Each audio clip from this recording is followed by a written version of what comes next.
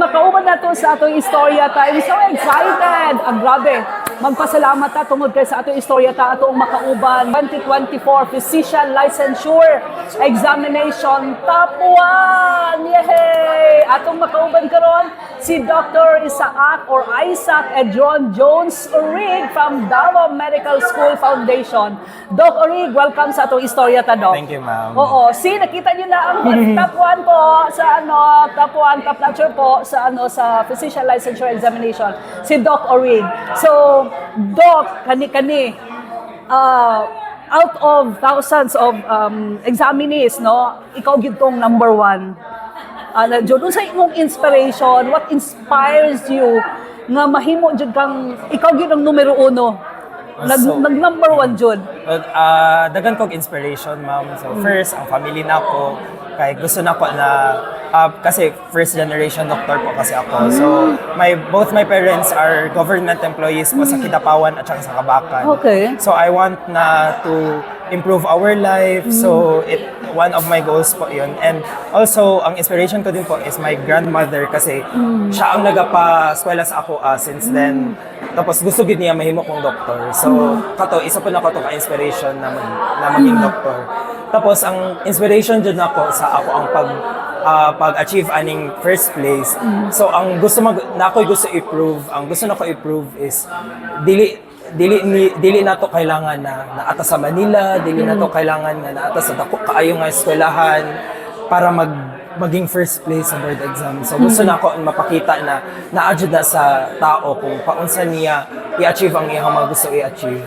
So para sa ako, isa ni siya sa pag-inspire nako sa mga tao diri sa probinsya, diri sa Davao City, na kaya nato makipag-compete nationally. So excellent ta na mga tao diri. Naging goal ba ni Dr. Orig nga top 1 jud? Mao gini akong target, mao ni akong goal nga mag top 1 ko. Actually, ma'am, goal din ako maging top 1. Wow! Ano wow! Goal din ako maging top 1 kay katong nag-board exam ko sa MedTech, so top 7 ko ato. Og first year medicine pod ko ato na naga-take og board exam. So na ako'y distraction, dili ko naka-study kaayo og tarong para sa ako ang boards. Tapos nigawas na 7th ko. So nakaingon ko na kaya madayon ako kanang ana. So ang goal ato pagkahuman ako kani kay mo take ko og board exam sa medicine. Wala na koy laing distraction. Kani na lang gid ang ako'y focus. So gusto gid ako makakuha jud ko og top 1. So mo gid akong goal. Pero pag take na mo sa exam, medyo nalisod ko. So dili kayo siya dali para sa ako. Tapos nakaingon ko sa ako ang parents na dili lang kay sila mag-expect. Basig ma-disappoint sila sa ako. Pero paggawa sa resulta, grabe gid akong relief, grabe gid ako ang happy gid kay ko ato paggawas pagkita na ko sa akong pangalan sa Asa nga area nga medyo lisod katong ingon nimo nga nalisdan ka? Asa nga area, subject area or whatsoever? Actually Tanan? Oo, kay ang bansa gani nila ani na board exam sa mga kami na mga nag-take og boards. Ang ingon pod sa mga review center, sa mga eskwelahan kani daw ang pinakalisod na board exam in 15 years na daw. Nagipalisdan jud nila ang board exams karon. Maunang daghan pod sa mga estudyante o daghan pod sa mga nag-take og exam ang murag nawad-an po sila gana pag-take na mo og exam kay medyo lisod-lisod jud siya para sa amo. Mao tong wala gyud ko nag-expect na top 1 gid ko. Top 1 pero wala ka nag-expect pero ang imong goal is to be number 1. Yes po. To be number 1, o diba? By the way, how old are you na ba, Doc? 25 po. 25? Grabe, bagets pa. O diba? Pero doctor na. Okay, so now, known ka na nga, ikaw ang 2024 top notcher, no? Number 1, Physician Licensure Examination. Unsa karon ang plano ni Dr. Orig? So, ang plano nako karon is magtudlo sa ako diri sa DMSF. Okay. So maunang ako ang nag-promise man pud ko sa ako ang isa man gud nako sa mga inspiration pud nako ang isa sa mga teacher diri si Doc Ian Salaver. So siya teacher nako na siya since medtech pa ko until lang medicine ko. Siya gyud ang nag-guide sa ako sa pag-achieve aning mga achievements nako. Og ang ako aging gi-promise sa iyahan na pag maka-achieve gyud ko maskin top 10 lang o unsa ba sa board exam na mag-give back gyud ko diri sa ako ang institution. So gusto gyud nako magtudlo diri kay para gusto pod nako mag-nurture na malay nimo ang ako ang mga estudyante na mga next ma-inspire sila sa ako og maging top 1 pod sila sa board exam. Wow. Curious ko, upon hearing or upon reading and upon information nga dadawat nimo nga ikaw ang number 1, ikaw ang top 1. Unsay unang reaction ni Dr. Orig?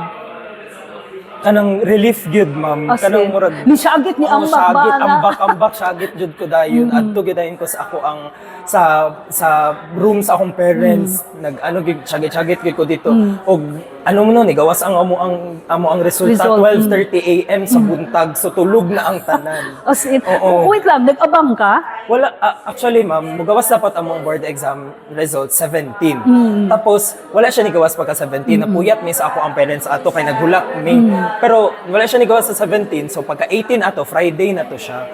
Tapos, wala po ni gawas pagka gabi. So, bali, ana mi na, basig, di na gini karon kay Friday naman to siya. Unya, Saturday, syempre, wala naman ang PRC sa Saturday. So, ano mi, basig next week na ni mo gawas. So, matulog na unta ko ato ma'am. So nagahigda na ko ato, ready na ko matulog.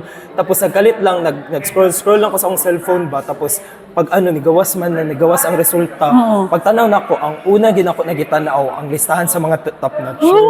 So gitanaw dyan ako ang listahan sa mga top notcher. Kay ang ako ang pag-iisip ato kay, di ba nanlisod man ko sa board exam, at least dagan magud kay naga-expect sa ako. So at least kung pagtanan ako sa lisan sa mga top notcher, kung wala ko, ma-ready na ko akong sarili na kanang paunsa na ko ingon sa akong parents, paunsa na ko ingon sa akong mga teacher. So pag ano na ko, dugay pa jud kay mo loading ma'am, kanang grabe na akong pangurog ato, anak gyud ko, grabe gyud akong pray ato kay Lord. Anak ko na, please Lord, kabalo ka kung unsa ako ang unsa ka hard akong pag-study ani. Tapos pagkita na ko sa akong pangalan na naa sa number 1, grabe lipay kaayo ko ma'am. Ato din ko sa akong parents tapos murag na alimpungatan pa sila. Did you also cry? Opo, grabe among hilak ma'am. Grabe ako mama pod, grabe pod among hilak duha kay nakakita pod siya unsa gyud ang amo ang kadaanan kay lisod ba agad maghimong doktor ma'am. Pila ka tuig na pag-study, pila ka tuig nga ang imuhang life, ang imuhang mga classmate nag-asawa na, ang imuhang mga classmate lipay na kaayo sa ilang mga kinabuhi, nanay mga career, tas ikaw nag-study pa ka. So kanang murag kabalo gid akong mama, kabalo gid akong parents kung unsa gid ang ginapagdaanan sa doktor ug dili jud siya lalim. Mao nang hilak-hilak gid dayon mi dito dugay kay nang hilak sa akong parents. Ang uban man gud nga mga kuan, mga naga-take og bar, naga-take og board exams, no. Kanang ang ilaha is bahalag di matap notch, no. Bahalag di mag-top as long as makapasar. Pero ikaw, you are eyeing talaga na mag-top notch ka talaga, na mag-number 1. Number 1 pag yun ha. Pero my God, pila ba to ka rosaryuhan, pila ba to ka ampuan, gagihimo ni mo Dr. Orig. Grabe gid ma'am kay grabe gid akong ampo dito ka St. Jude. Okay. Dito gid ka St. Jude. Grabe ang dito sa Kidapawan po, nag-adto pod mi dito sa mga simbahan pod sa Kidapawan para mag-pray. Oo, bago ka bago ka na Nag-board exam, nag-take, oo. Yeah. So, di ba, na-excite lang po ako kasi nakauban nato sa atong istorya ta si Dr. Orig, no, nga top 1 sa ato ang 2024 physician licensure examination. Okay, so ang imong plano is you will be staying, no, dito sa Davao Medical School Foundation. May specialization ba ka? Like, hanapin ko, like, kung magpa-hospital ka, hanapin ko si Dr. Orig. Wala o, diba? pa po. Wala Wala pa sa mga plano. Wala pa sa mga plano. Wala pa. Gusto pa na ako pag-isipan ang unsa gid akong gusto. Gusto, oo. Oh, syempre. Pero humana ba da ato ang humana ang Thanksgiving? Mga na after sa Wala pa kay na-busy pod mi busy. na-busy pod mi the past few days. So pag ano na siguro planuhan pa. Unsang imuhang mensahe sa ato ang syempre sa imong mga friends, sa imong family, sa mga Davaoenos na mga friends nimo, no, sa imong mga classmates nga nag-pray gyud no sa success nimo. Doc Orig. So, gusto lang ako mag-ingon og thank you sa ako ang family, sa support yun nila since day one, sa akong mga friends, sa akong mga teachers, sa akong mga estudyante. Kabalo gid ko nga grabe gid ang ilahang suporta sa ako. Wala gid sila nagkulang sa pag-ingon sa ilahan na nagasuporta sila sa ako. O kabalo ko na nag-take ko atong board exam, dagan gyud naga-believe sa ako na kaya nako maging top 1.